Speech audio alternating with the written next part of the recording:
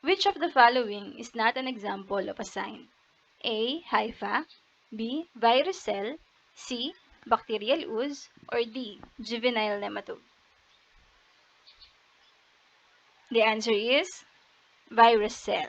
Remember na ang cells ay for living organisms. Ang virus ay hindi living organism. So, ang tawag sa kanya is virus particle or entity. Yung hypha, ito, yan ay sign ng fungi. Next. It is the media commonly used in isolating a plant pathogenic fungus. A. Nutrient agar, B. Rose Bengal agar, C. Potato dextrose agar, or D. Potato dextrose peptone agar? The answer is potato dextrose agar. Yung nutrient agar at itong potato dextrose peptone agar ay ginagamit for bacteria. Yung rose bengal agar naman, ginagamit to for isolating yeast. Next. Only the motile or flagellated species of this group of pathogens cause plant diseases. A. Bacteria, B. Fungi, C. Protozoa, or D. Nematodes? The answer is protozoa. Ang bacteria, meron silang motile at flagellated. Pero kahit hindi motile or flagellated yung bacteria, nagkukos siya ng plant diseases. Ang fungi naman, non-motile yan. Ang nematodes, motile, pero wala silang flagella. A step in Koch's postulate wherein a specific pathogenic organism must be seen in all cases of a disease. A. Association, B. Diagnosis, C. Identification, or D. Inoculation? The answer is letter A. Ang diagnosis is the process of identification. Ang inoculation is yung process ng infecting a healthy plant. Next. Niliparvata lugens is a major insect pest of rice that transmits what kind of virus? A. Tristeza virus, B. Tungro-virus, C. Grassistant virus, or D. Mosaic virus? So, yung Tungro-virus, obvious yan. It is transmitted by the green leaf hopper, yung mga nepothetics, sa rice yan. Yung mosaic virus naman, meron sa cucumber, tinatransmit ng melon aphids or yung Apis gossypii. Yung Tristeza virus naman, sa citrus to, tinatransmit ng citrus aphids, yung tinatawag na Toxoptera. So, ang matitira na lang is the Grassistant virus. Ang Niliparvata lugens ay ang brown plant hopper. Next. The following are different species of rodents infesting rice fields. Which of them have the same mammary formula? 1. Rattus tanezumi, 2. Rattus exulans, 3. Rattus argentiventer, 4. Rattus norvegicus. The choices are A. 1 and 2, B. 3 and 4, C. 1 and 4, or D. 2 and 3. So, i-familiarize muna natin yung sarili natin sa mammary formula. Yung mammary formula is nagde-determine kung ilang nipples meron ang isang mammal. Sa rats, meron kasi silang dalawang areas kung saan meron silang may nipples. So, sa breast area at sa lower abdomen area. Tapos, ang binibilang lang sa mammary formula ay yung isang side. So, itong Rattus tanezumi, for example, ang mammary formula niya is 2 plus 3. So, 2 dito sa breast area at 3 dun sa abdominal area or sa lower abdomen. So, 2 plus 3 equals 10. Kasi nga, isang side pa lang yung binilang niya. Okay. Yung Rattus exulans, Ang mammary formula niya is 2 plus 2 equals 8. Ang Rattus argentiventer ay 3 plus 3 equals 12. Ang Norvegicus or Rattus norvegicus ay 3 plus 3 equals 12. So, ang tamang sagot ay 3 and 4, yung Rattus argentiventer at Rattus norvegicus. Okay, so next. Which of the following factors determine weed distribution and abundance? A. Climate. B. Edaphic factors. C. Rainfall. Or D. All of the above. Okay, so remember that ang weed ay plant. So anything na nagko-contribute sa growth and development of a plant will affect the growth and development of a weed. So ang sagot dito is all of the above. Yung edaphic factors, ito ay soil factors. Next, which of the following weed species is an example of a monocotyledonous broadleaf? A. Bidens pilosa. B. Imperata cylindrica. C. Monocoria virginalis. Or D. Sphenoclea zeylanica. So the answer is, of course, yung Monocoria vaginalis. Yun na, mono. Yung Bidens pilosa at Sphenoclea zeylanica, broadleaf sila, so sila ay dicot. Ang Imperata cylindrica, ito ay monocot, pero siya ay grass. Next, a weed that produces seeds and reproduces via vegetative means and is able to live from year to year is called A. Annual weed. B. Biennial weed. C. Centennial weed. Or D. Perennial weed. The answer is perennial weed. So, yung annual, 1 year or 1 growing season. Biennial, 2 years or 2 growing season. Itong centennial, ang ibig sabihin nito, 100 years. Pero, itong centennial kasi, hindi siya classification ng weed based on life cycle. So, yung perennial, ito yung more than 2 years. Which of the following is a molluscicide? A. Pyrethrin. B. Endosulfan. C. Niclosamide. Or D. Zinc phosphide. So the answer is niclosamide. Pyrethrin and endosulfan are insecticide, while zinc phosphide is an example of rodenticide. Next.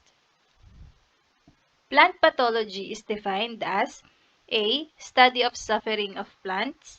B. Study of organisms associated with plants. C. Study of the growing of plants and their diseases. Or D. Study of the suffering of plants caused by pathogens. So the answer is A. Study of suffering of plants. Ang plant pathology ay hindi lang limited sa diseases caused by pathogens. Meron din tayong tinatawag na abiotic causes of diseases. Next, it is the method used in isolating a bacterium. A. Tissue culture. B. Streaking method. C. Berman funnel. Or D. Tissue planting technique. The answer is streaking method or yung quadrant streaking method. Yung tissue culture, ginagamit to sa halaman using yung plant cells or tissues or organs para maparami sila in nutrient media. Yung Berman funnel naman, ginagamit to for isolating nematodes, worms, and larvae. Yung tissue planting technique ay ginagamit sa fungi. Next. Which of the following is the right order for identifying the causal agent of a disease? A. Association, diagnosis, inoculation, and isolation. B. Association, isolation, inoculation, and re-isolation. C. association, inoculation, isolation, and identification? Or D, association, identification, inoculation, and re-isolation? The correct answer is B. Ito yung steps ng Koch's postulate. These are galls or boils on the tassel, husk, ears, and kernels that initially appear as glistening white or grayish-white swellings, which eventually became black and powdery as they mature. A. Smut, B. Root knot, C. Canker, or D. Downy mildew. The answer is smut. Yung root knot, makikita to as galls sa roots. Yung canker naman, ito ay necrotic lesions na minsan ay sunken sa leaf, fruit, stem, branch, or twig ng halaman. Yung downy mildew naman, it appears as pale green to yellow or brown patches sa upper leaf surface. Pero sa underside of the leaf, ang appearance niya is white, gray, bluish, or violet cotton-like patches. Next. The Asian rice field rat is prevalent in Mindoro and Mindanao. It has a tail shorter than the combined length of its head and body. What is the scientific name of this rat? A. Rattus tanezumi, B. Rattus exulans, C. Rattus argentiventer, or D. Rattus norvegicus. The answer is Rattus argentiventer. Yung Rattus tanezumi, ito ay Asian house rat. Yung Rattus exulans ay Polynesian rat. Yung Rattus norvegicus, yung Norway rat or yung brown rat or sewer rat na tinatawag. Next. What is the first segment of the insect antennae? A. Scape, B. Pedicel, C. Flagellum, or D. Clavola. The answer is scape. Yung pedicel is the second segment at yung flagellum is yung third segment or third section. Yung clavola is another term for flagellum. Next. Which of the following is not an arthropod? A. Santol gall mite, B. Golden apple snail, C. Melon fruit fly, or D. Corn earworm. So, the answer is golden apple snail. So, ang snails ay under phylum Mollusca, class Gastropoda. Yung Santol gall mite, under to ng Acari or Acarina. Yung melon fruit fly, so class insecta na yan, Diptera. Yung corn earworm, insects na rin yan, Lepidoptera. Next. The following are characteristics of all adult insects except A. They have antennae, B. They have wings, C. They have 3 body regions, or D. They have 3 pairs of legs. The answer is B. They have wings. So, hindi lahat ng adult insects ay mayroong wings. Ang example niyan is yung bedbugs, yung kuto, yung pulgas ng aso, and so on. Next, it refers to the overdevelopment of plant tissue or organs due to increasing number of cells. A. Hyperplastic symptoms, B. Hypoplastic symptoms, C. Hypertrophic symptoms, or D. Hypotrophic symptoms. The answer is hyperplastic symptoms. So, punta tayo dun sa etymology muna ng terms. Yung hyper, ang ibig sabihin niyan, over or excessive. Yung hypo, ang ibig sabihin naman, under. Itong term na plastic, from the Greek word plasis, meaning formation. So, pag hyperplastic, over formation. Yung trophic naman, from the Greek word trophia, meaning nourishment. So, pag hypertrophic, meaning overnourishment yung cell, so lalaki yung cell. So, pag sinabi natin hypertrophic, ito ay increase in cell size. Pag plastic, increase in cell number. What is the mammary formula of the Asian house rat? A. 3 plus 2 equals 10. B. 2 plus 2 equals 8. C.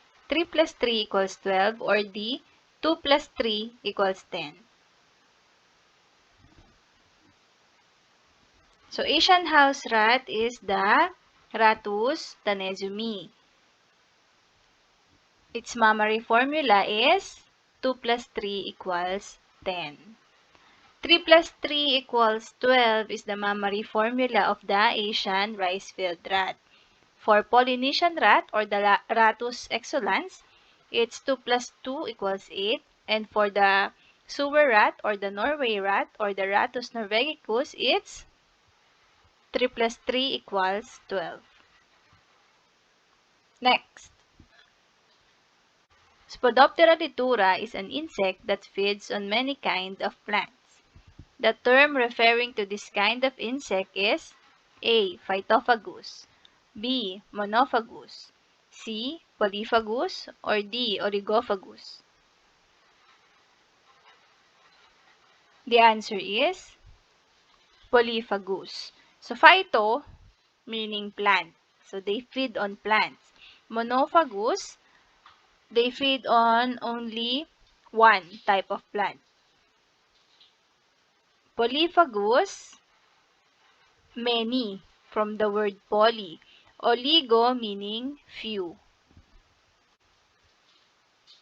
Next, which of the following insect orders is less expected to be collected from a pitfall trap? A. Hymenoptera, B. Lepidoptera, C. Dermaptera, or D. Collembola. The answer is Lepidoptera. Remember that ants are under order Hymenoptera, and Dermaptera and Collembola are soil-inhabiting insects. Next, the art of insect collection and preservation. A. Taxidermy, B. Curation, C. Entomotaxy, or D. Entomotaxidermy. The answer is entomotaxy. Taxidermy, it is the art of preparing or stuffing the skin of animals with lifelike effect. Curation is the action or process of selecting, organizing, and taking care of collection or exhibition. Entomotaxidermy, this term does not exist. Next. The following are symptoms of papaya ring spot, except A. Shoestring, B. Dark green spots on fruits, C. Watery lesions on leaf, D. Mosaic appearance of leaf. The answer is watery lesions on leaf. Remember that watery or soak lesions or soak symptoms are symptoms of bacterial infection. Mosaic is the general symptom for viral diseases. Next, the type of resistance in plants wherein the biology or physiology of an insect is affected after feeding. A. Non-preference, B. Antibiosis, C. Tolerance, or D. Anticynosis. The answer is antibiosis. Anticynosis is where the plant acts as a poor host and the pest then selects an alternate host. So this is also called non-preference. So normally, this is due to the physical or chemical attribute of the plant. Maybe they have a lot of trichomes. Tolerance is the ability of a host to grow and reproduce normally while supporting an insect population that would normally be damaging. Next, This disease is characterized by having diamond-shaped white to gray or reddish-brown lesions with reddish to brown borders on the leaves. A.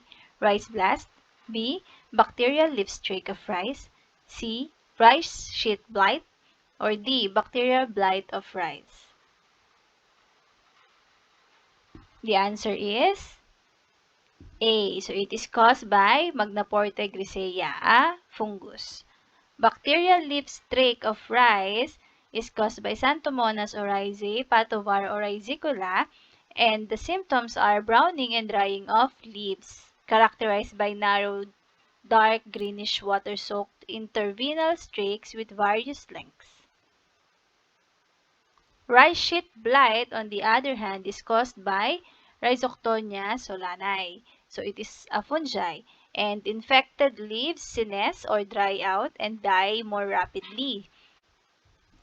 Bacterial blight of rice is caused by Xanthomonas oryzae, Patovar oryzae. The symptoms include wilting of seedlings and yellowing or drying of leaves. Next, naiad is an immature stage of this type of metamorphosis. A. Ametabola. B. Hemimetabola. C. Paurometabola. Or D. Holometabola. The answer is Hemimetabola. So remember, hemi is for naiad. Pauro is for nymph. Holo is for larvae. And ametabola is for youngs. Next, which of the following is not caused by a fungi? A. Cabbage head rot. B.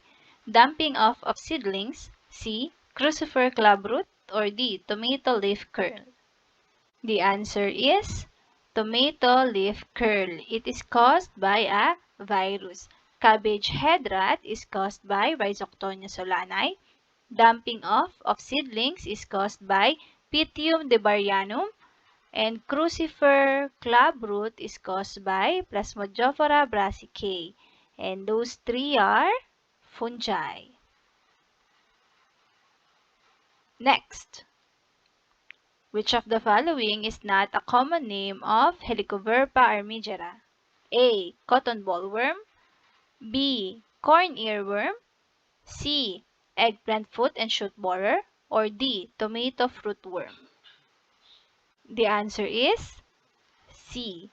Eggplant fruit and shoot borer. The scientific name of this is Lucinodes orbonalis.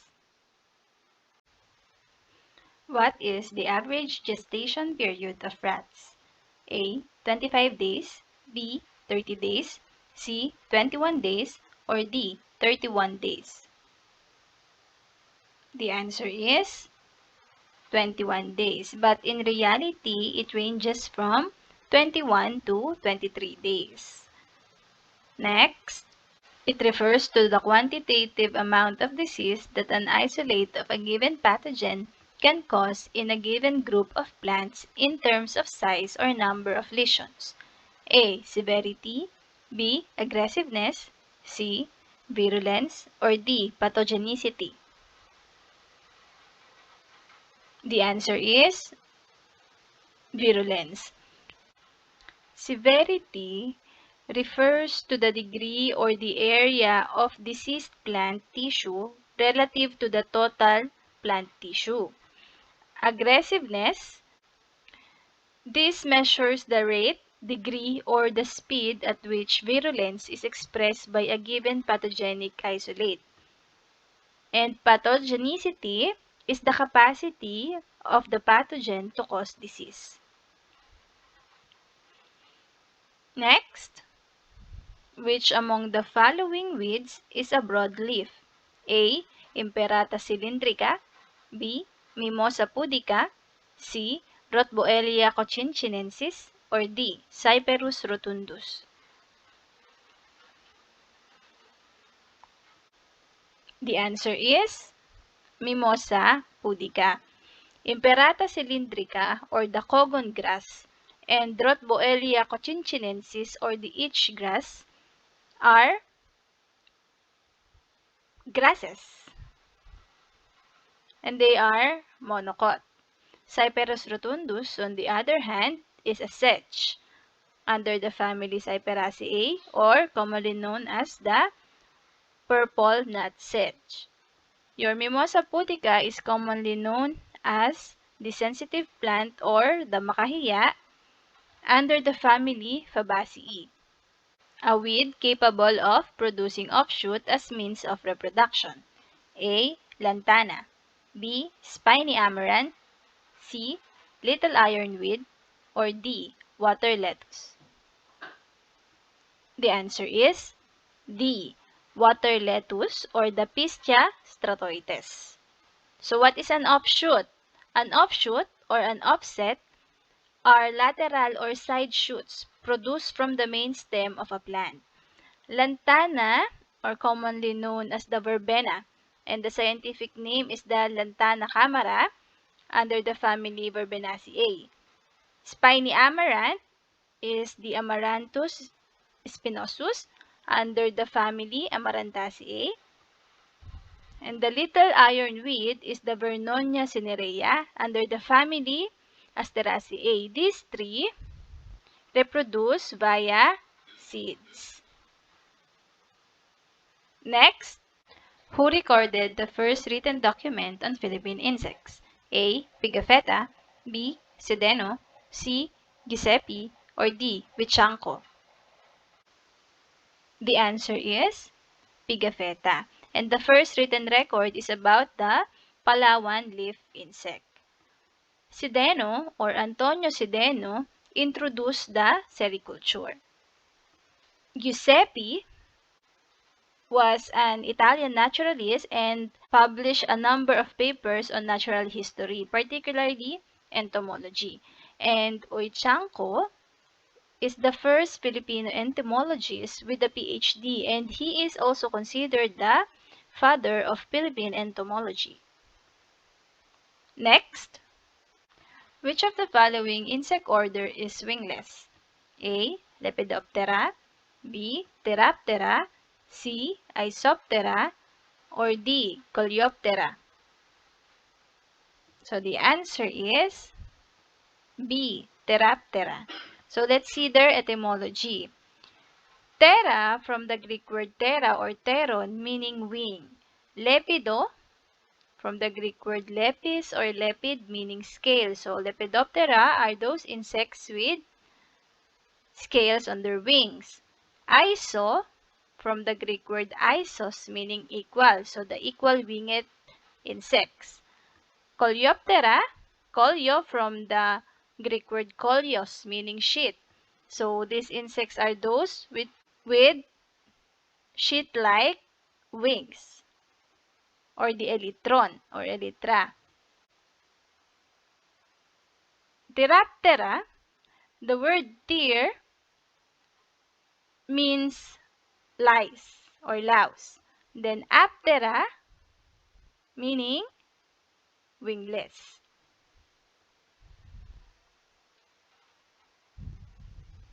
Next, it is the causal organism of coffee rust. A. Peronosclerospora philippinensis. B. Xanthomonas oryzae. C. Hemilea bastatrix. Or D. Coletotricum glosporioides. So the answer is Hemilea bastatrix. Peronosclerospora philippinensis is the downy mildew or the Philippine downy mildew. Xanthomonas oryzae is the bacterial blight of rice or bacterial leaf streak, but it depends on its pathovar. Coletotricum glosporioides is the mango anthracnose. Next, it is the causal organism of rice blast. A. Rhizoctonia solanae. B. Magnaporte oryzae. C. Xanthomonas oryzae pathovar oryzae. Or D. Xanthomonas oryzae pathovar oryzicola. The answer is B. Magnaporte oryzae, or this is previously known as Magnaporte grisea.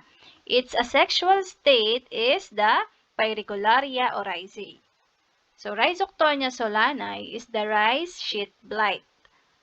Xanthomonas oryzae, Patovar oryzae is the bacterial blight of rice. And Xanthomonas oryzae, Patovar oryzicula is the bacterial leaf streak.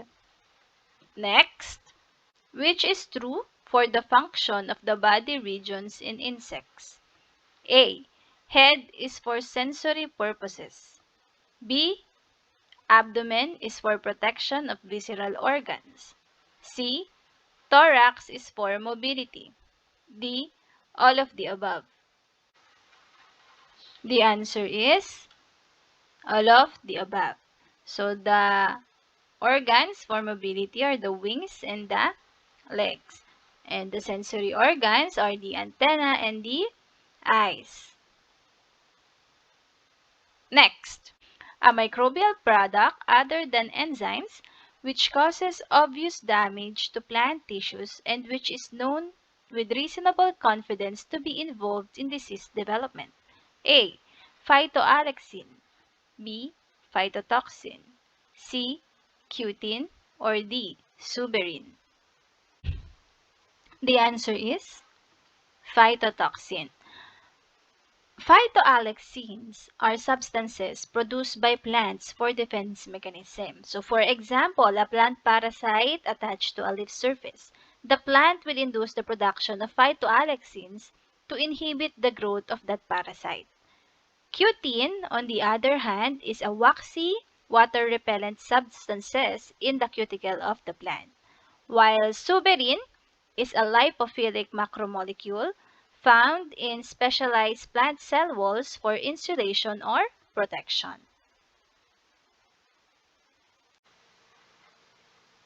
Which of the following is not a characteristic of arthropods? A. Radial symmetry. B. Exoskeleton. C. Jointed legs. D. Segmented body. The answer is radial symmetry. Radial symmetry refers to the body parts that are arranged around a central axis. An example of animals with radial symmetry are the starfish and jellyfish. Arthropods, on the other hand, have bilateral symmetry, meaning when you divide the arthropod longitudinally, what you will see on the right side will also be present on the left side. Just a review, exoskeleton is the outermost covering of an arthropod. And jointed legs, of course, arthropods have jointed legs. So remember the etymology of the word arthropods. Arthros meaning joint. Pod or poda meaning legs or foot. Also, they have segmented body. Next, this type of antennae is found among scarab beetles. A. Bipectinate. B. Clavate. C. Filiform. D. Lamellate. The answer is lamellate or the leaf-like. So bipectinate is the double comb. Clavate is the club-like. And filiform is the thread-like. Next, the elbow-like type of antennae found among ants and weevils. A. Geniculate. B. Clavate. C. Lamellate. D. Plumose. The answer is geniculate.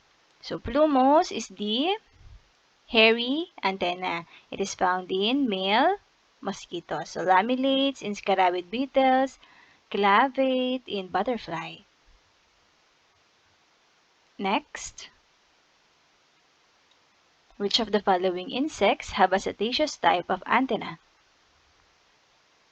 A. Butterflies. B. Grasshoppers. C. Dragonflies.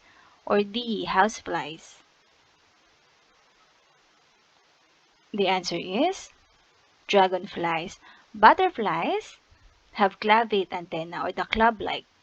Grasshoppers have filiform or the thread-like. Houseflies have aristate or the arista-like or pouch-like. Next, praying mantis has this type of forelegs to catch their prey. A. Raptorial, B. Fossorial, C. Gressorial, or D. Scansorial. The answer is raptorial. So these legs are used for grasping the prey of the mantis. Fossorial is used for digging, and you will see it in mole crickets. Gressorial is used for walking.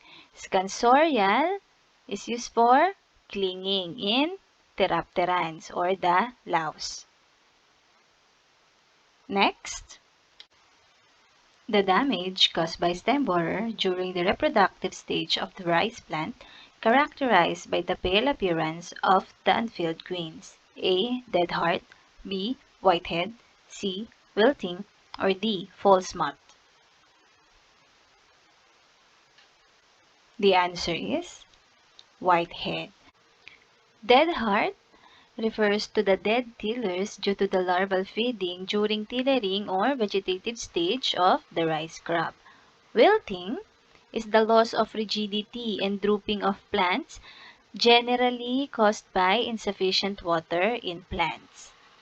So false moth, it is characterized by a mass of velvety spores or yellow fruiting bodies. So the grains infected with false moth appear as chalk-like, while the smut causes the swelling of the grains and appear as whitish-gray irregularities which expands and turn black as they fill with spores.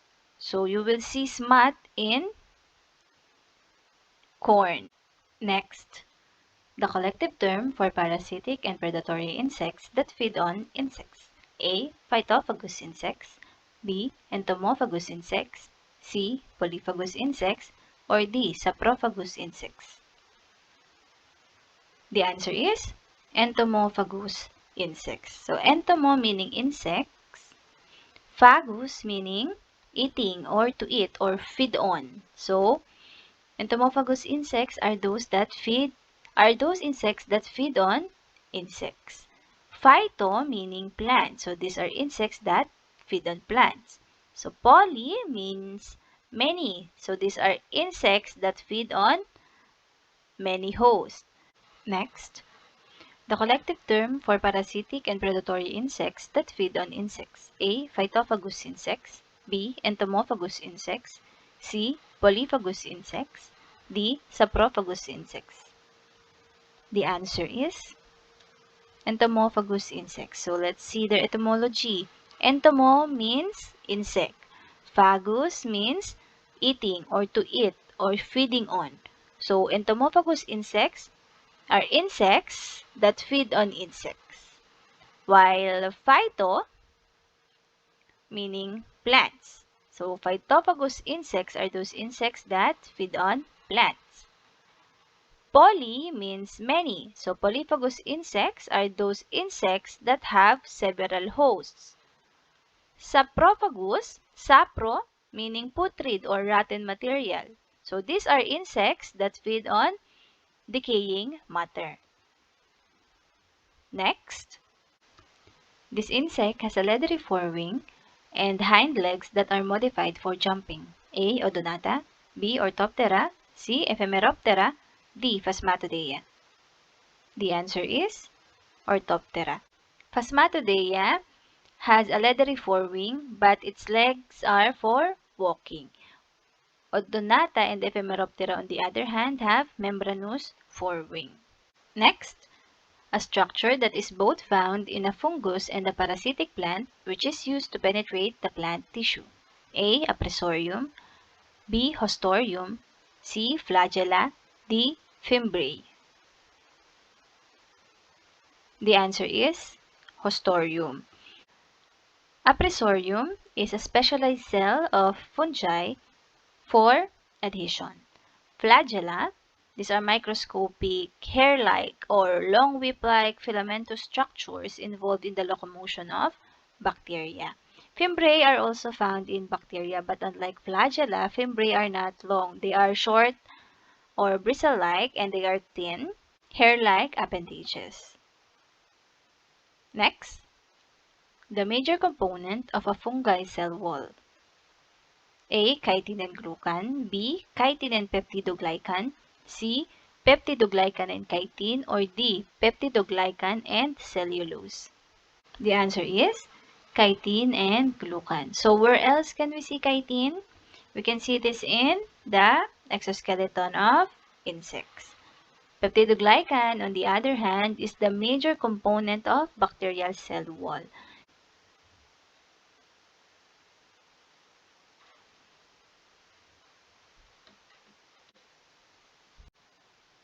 When a peanut plant has a root and stem rot disease, which leads to wilting, the wilting symptoms are classified as A.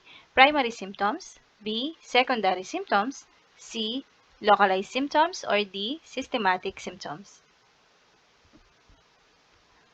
The answer is secondary symptoms. Primary symptoms, these are the direct results of the pathogen activity. Localized symptoms are expressed in limited areas of the tissues such as the canker, galls, and spots, while systematics, the symptoms are expressed in greater part or all of the plants like wilting and yellowing. Next, Plutella xylostella is a major pest of this crop. A. Cabbage, B. Corn, C. Mango, or D. Eggplant. So what is Plutella xylostella? The common name of this is the diamond back moth. So diamond back moth is found in cabbage. Next, the man-directed control of insect pests by employing the use of natural enemies. A. Mechanical control. B. Biological control. C. Cultural control. Or D. Physical control. The answer is biological control. So biological control is the use of living organisms in artificial or natural environment or circumstances to control pests. And those organisms are called natural enemies. Cultural control is the use of practices that are normally done or undertaken to grow a crop. An example is mulching, pruning, tillage, and crop rotation. Mechanical control, it is the type of control wherein we need to use mechanical forces. So an example of that is the use of barriers like shields or screens or bagging. While physical control is the modification of the physical environment. So either we alter the temperature, the moisture, radiation, or the light. So the hot water treatment and refrigeration is an example of physical control. Next, the general necrosis caused by the rapid growth and advance of causal bacteria through the leaves and the stems. A. Wilt. B. Blast. C. Blight. Or D. Rot.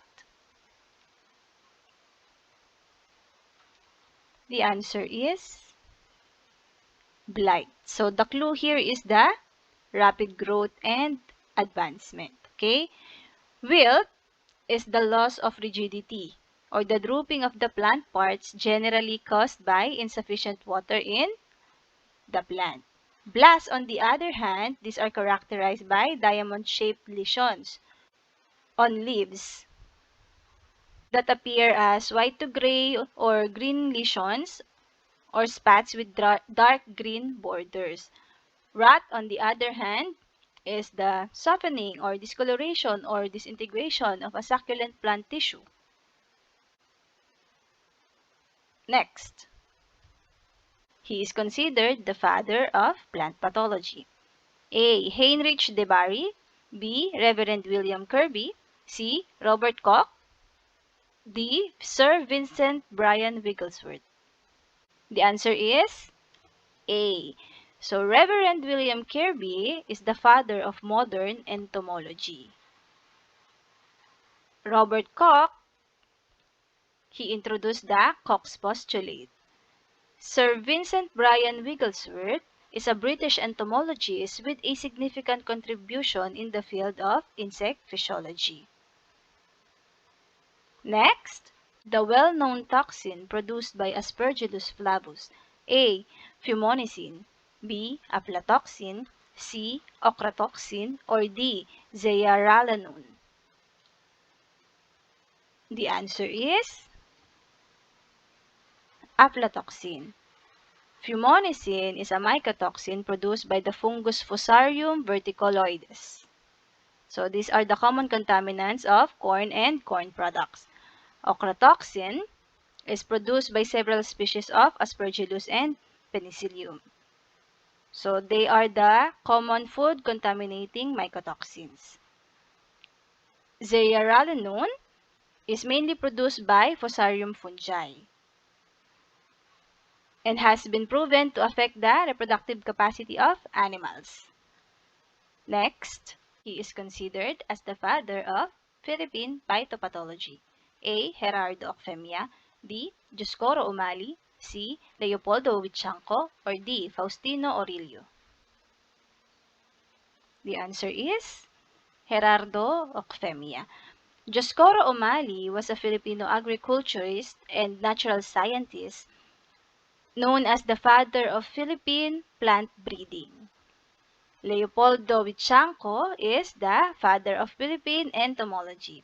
And Faustino Orillo, he was a dean at UPLB that specializes in mycology and plant pathology. Next, it is the infective stage of root knot nematode: A. First stage juveniles, B. Second stage juveniles, C. Third stage juveniles, or D. Fourth stage juveniles. The answer is B. Second stage juveniles. The second stage juveniles, or the J2, they are motile, so they can initiate infections. The first stage stays on the translucent egg case. So the third and fourth stage is already in the new host. Next, the causal organism of root knot of tomato: A. Coletotrichum coccoides, B. Globodera sp, C. Meloidogyne incognita, or D. Plasmodiophora brassicae. The answer is Meloidogyne incognita. So normally the root knot are caused by the Meloidogyne. Coletotrichum coccoides is the anthracnose of tomato and potato.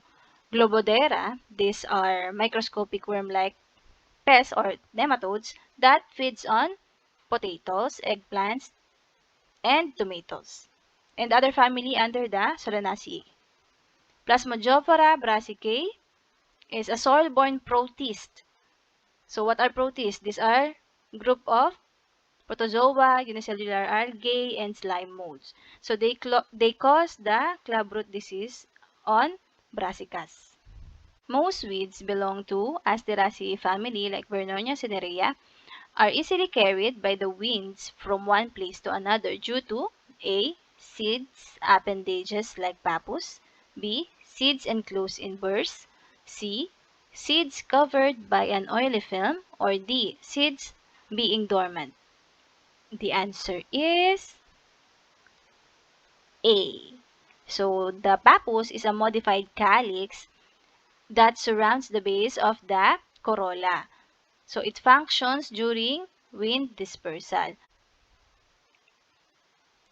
Bores are rough or prickly envelope of a fruit that sometimes sticks or clings to the clothes. Next, it refers to the amount of organic matter produced per unit area. A. Biomass, B. Density, C. Frequency, or D. Some dominance ratio. The answer is biomass. Density is the number of individual organisms per sampling area. Frequency is the rate at which something occurs over a particular period of time, or the number of times you observe a weed over the total number of sampling. Samp dominance ratio is used to determine the most dominant weed present in the area. So it is calculated from the relative density, relative frequency, and the relative biomass. Inbreeding depression in most reproductive traits in farm animals is caused by A. Outcrossing hybridization, B. Close breeding, C. Species cross, or D. Upgrading.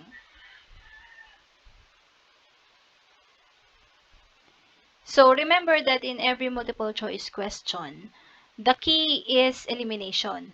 But sometimes, the answer is very obvious.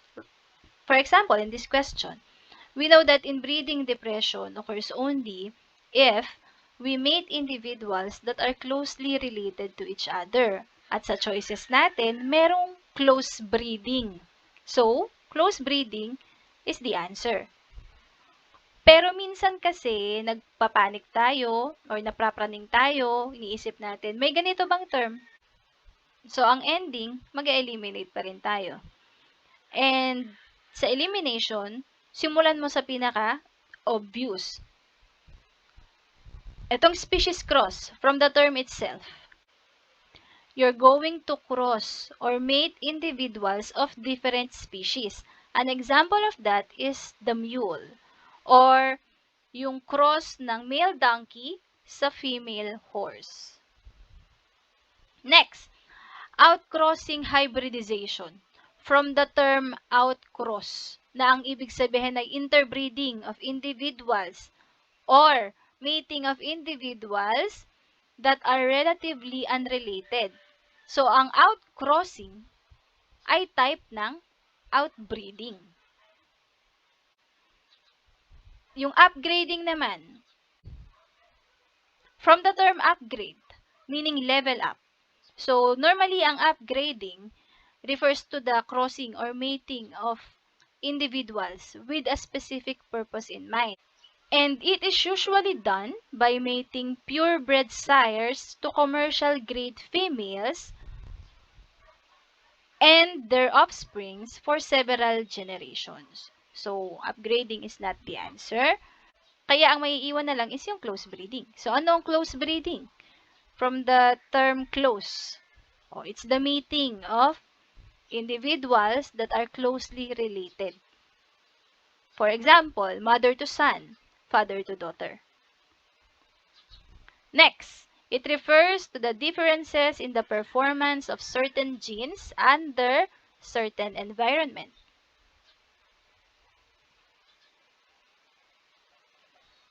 So, ang clue dito is performance, certain genes, certain environment. So, definitely the answer is genotype, environment, interaction. Pero ano ba yung ibang terms? Para alam din natin. Epistasis. It is a circumstance where the expression of one gene is modified by the expression of one or more other genes. Yung fitness naman, it reflects the success of a certain genotype to be transferred or inherited from one parent or from the parent to the offspring or to the next generations compared sa other genotypes. Panmixia. From its etymology, ang pan, ibig sabihin ng pan, all or everything. Mixia, from the term mixis, meaning mixing or mingling.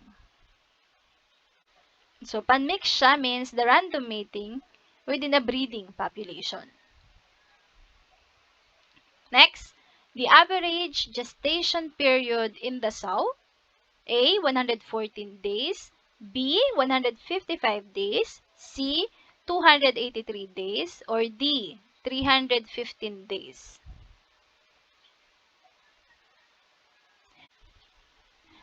For this type of question, wala ka talagang choice kundi mag-memorize. So, the answer for this one is 114 days. Yung 155 days, this one, yan ay sa goats. Pero normally, ang range ng sa goat is 145 to 155 days. 283 days is for the cows. and 315 days for the carabaos. So remember that the larger the animal, the longer it takes to produce an offspring, or the longer yung kanyang gestation period. Next, saanen is a breed of A. Beef cattle, B. Dairy cattle, C. Goat, or D. Swine. So, saanen is a breed of goat. Next, what determines the sex of an individual? A. Autosomes, B. Sex chromosomes, C. Somatic chromosomes, or D. Oogonium.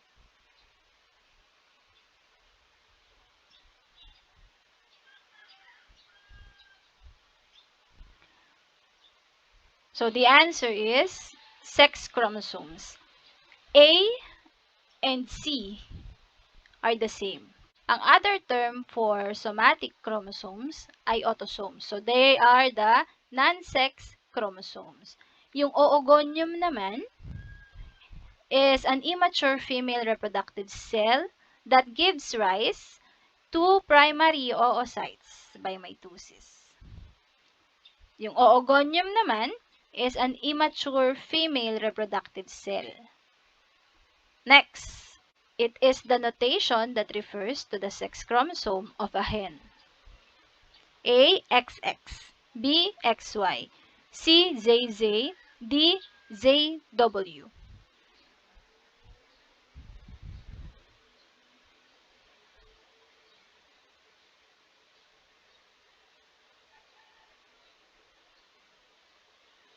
So, remember, yung sa mammals, ang chromosomes nila is XX and XY. Yung XX is the female, XY is the male. Pero, sa avian, it's ZZ and ZW. Yung ZZ is the male and ZW is the female. And hen is a female. So, the answer is ZW. Next, it refers to the act of giving birth in cattle. A. Kidding, B. Calving, C. Farrowing, or D. Laying. Yung laying, obvious na to sa nagpo-produce ng egg. Diba? Farrowing is for pigs or swine or sow. Kidding is for goats. So, the answer is B. Calving. Next, an extraembryonic membrane that is closest to the uterus, which allows the exchange of gases between the embryo and the outside air. A. Allantois, B. Chorion, C. Amnion, or D. Yolk sac.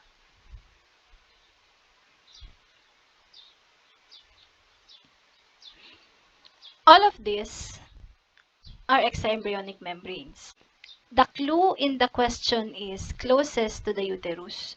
So we need to determine which extraembryonic membrane is the outermost membrane. And it's obvious that the answer is the chorion. Because yolk sac is an extraembryonic membrane that contains the yolk. Yung amnion protects the embryo, stores the metabolic wastes of the embryo, and it also participates in gas exchange. However, it is not the outermost extraembryonic membrane.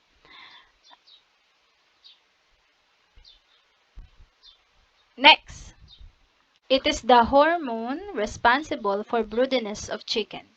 A. Prolactin, B. Estrogen, C. Progesterone, or D. Oxytocin.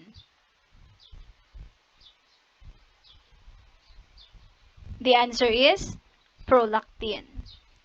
So, ano yung estrogen? Ang estrogen is critical for normal ovarian development and also important for secondary sex characteristics.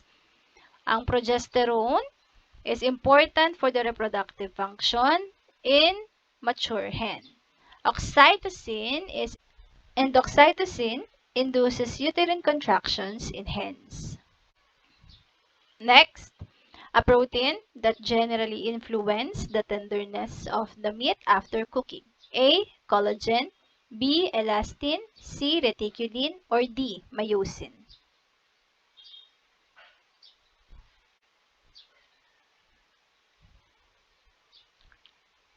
The answer is collagen. So aside from tenderness, collagen is also responsible for the texture of the meat. While elastin is a protein that forms the silver skin and ligaments in the meat. So normally, this is yung gristle or yung tough na portion ng meat. Reticulin is a type of connective tissue that is associated with fatty acids. And myosin is the major structural protein of the meat. So, ang importance niya is for fat emulsification and water holding capacity.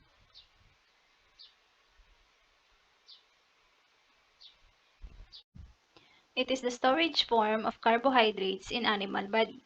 A. Starch. B. Triglyceride. C. Glycogen. Or D. Glucose. The answer is glycogen. Yung starch, ito yung storage form or yung reserve carbohydrate sa plants. Triglyceride is the storage form ng fats. Yung glucose, ito ay monosaccharide. This is the main source of energy for our cells. Pero kailangan siyang i-convert into glycogen in animals at starch in plants para siya ay ma-store. Next. It refers to the act of giving birth in pigs. Calving, B. Kidding, C. Farrowing, or D. Laying. So the answer is farrowing. Calving is for cow. Kidding is for goat. Laying is for birds or hens. Next.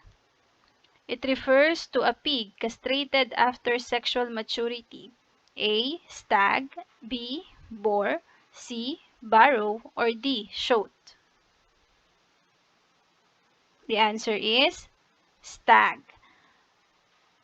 Boar is a general term for male pigs of any age. Barrow are pigs castrated before sexual maturity. Yung shoat are young pigs that are newly weaned. Next, it is a condition of an animal in which both testicles fail to descend to the scrotal sac. A. Cryptorchidism, B. Monorchidism, C. Anorchidism, or D. Duorchidism. So the answer is A. Cryptorchidism. So tignan natin yung etymology. Crypto, from the Greek word cryptos, meaning hidden. Yung orchid or orchis, meaning testicle. So, ang ibig sabihin ng cryptorchidism ay hidden testicle. So, ang definition niyan is failure of one or both testicle to descend into the scrotum. Pero pag isa lang, yung hindi nag-descend at yung isa is able to descend, monorchidism ang tawag doon. Anorchidism naman, ang ibig sabihin nito is yung absence of one or both testes. Walang term na duorchidism. Next, what is the incubation period of mallard duck eggs? A. 21 days, B. 28 days, C.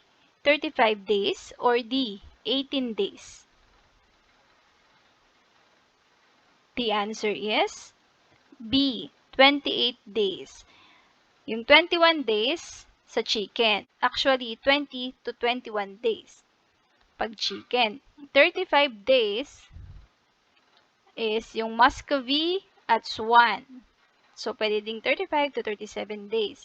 Yung 18 days, ito ay for pigeon. Tapos yung quail, 16 to 18 days naman. Next. Poultry species having 40 pairs of chromosomes. A. Chicken. B. Duck. C. Guinea fowl. Or D. All of these. So, the answer is duck. Ano pa yung ibang may 40 pairs of chromosomes? Yung goose, turkey, ostrich, pigeon, tsaka emu. Yung chicken, 39 lang yung chromosomes niyan, pati yung Japanese quail. Ganun din yung guinea fowl. Pero itong guinea fowl, nagva-vary din. Pwedeng 37 to 39 pairs of chromosomes. Next. The fat-soluble vitamin that is needed in calcium and phosphorus metabolism. A. Vitamin A. B. Vitamin D.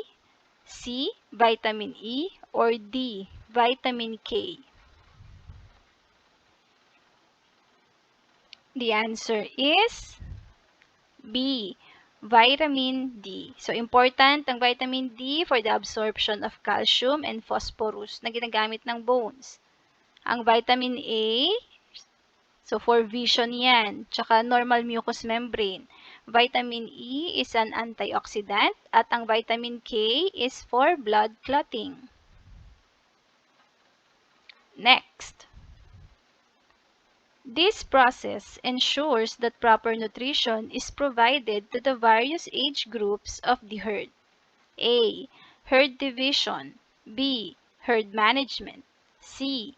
Herd nutrition. Or D. None of the above. The answer is herd division. Yung herd management, ito yung overall processes or practices na kinoconduct for the caring and marketing of livestock. So, yung herd nutrition, pasok yan dito. Next, it is the fluid portion of uncoagulated blood. A. Serum. B. Plasma. C. Platelets. Or D. Hemoglobin. So, itong hemoglobin ay protein sa red blood cell. Yung platelets naman, or yung thrombocytes, are cells sa blood. Sila ay nagpe-prevent ng bleeding or nagpo-form ng clot. Itong serum and plasma, parehas yang liquid sa blood. Ang pinagkaiba is that yung serum, ito yung liquid na naiiwan after mag-coagulate o after mamuo ng blood. While yung plasma naman is the liquid that remains when clotting is prevented. So, the answer is plasma. Next. It is the largest compartment in a cattle's digestive system that serves as the main site of microbial fermentation. A. Omasum. B. Reticulum. C. Abomasum. Or D. Rumen. So, the answer is D. Rumen. So, ano ba yung pagkakasunod-sunod ng compartments ng digestive system ng cattle? Rumen, reticulum, omasum, and abomasum. So, yung rumen, siya yung largest at dyan yung main site of microbial fermentation. Yung reticulum naman, it aids in regurgitation. Pero site din siya ng microbial fermentation. Pero hindi siya yung largest na compartment. Also, nagsiserve to as passageway from the rumen to the omasum. Yung omasum, ito naman yung round muscular organ for further grinding ng feeds before entering the abomasum or yung tinatawag na true stomach. Dito sa abomasum, lined ito ng glands that releases hydrochloric acid at digestive enzymes.